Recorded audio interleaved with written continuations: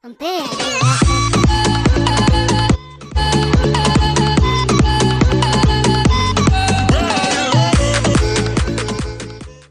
Assalamualaikum semua. Hari ini cikgu akan tunjukkan bagaimana cara untuk masuk di Seleko Z.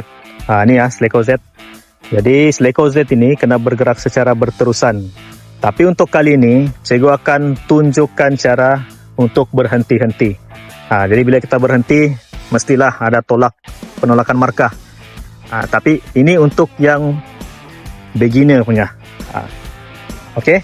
Signal ke kanan, on sebelum masuk. Okey, bergerak. Jadi untuk masuk nih, cuba rapat di sebelah kiri. Sebelah kiri sana. Okey, bergerak perlahan, kawal clutch. Okey, ini untuk kenderaan manual. Kalau kenderaan auto, mengawal pedal brake lah.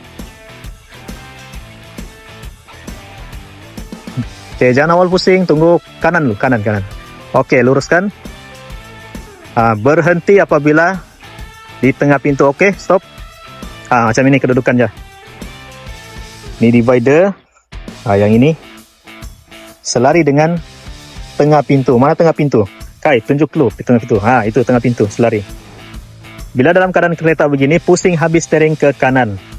Okey, Seleko Z ini jangan sampai terlajak. Bila kamu terlajak, kalau reverse di sini gagal lah. Sini tidak boleh reverse. Jadi, coba bergerak secara perlahan. Okey, sudah habis pusing steering ke kanan, tahan steering tu, bergerak.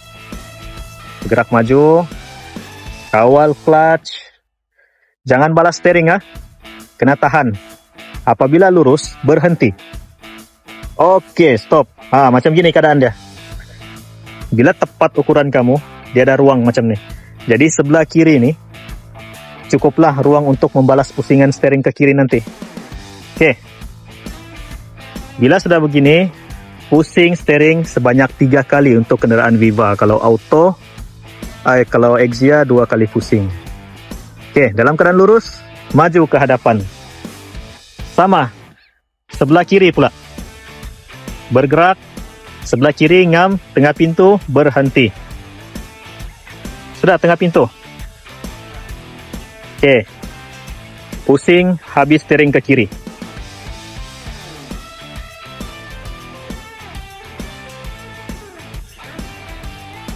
Okey. Benda yang sama juga. Tahan steering, bergerak maju.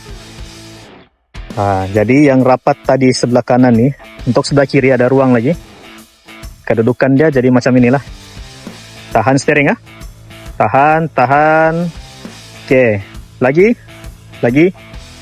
Bergerak lagi maju. Belum. Maju lagi sedikit. Luruskan kereta. Lagi. Okey. Luruskan tayar.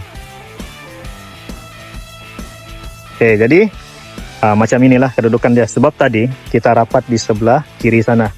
Lepas tu rapat di sebelah kanan. Bila terjadi begini, rapat balik sebelah kiri. Okey. Tujuan kita tidak balas steering sambil bergerak supaya bumper hadapan tidak menjulur sini. Macam ni, ada ruang lagi. Okey. Bunyikan horn. Menunjukkan sudah selesai elemen Z. Signal ke kanan, buat situ, tengok kiri kanan. Selesai. Selamat, teruskan pergerakan. Okey, macam inilah kedudukan dia.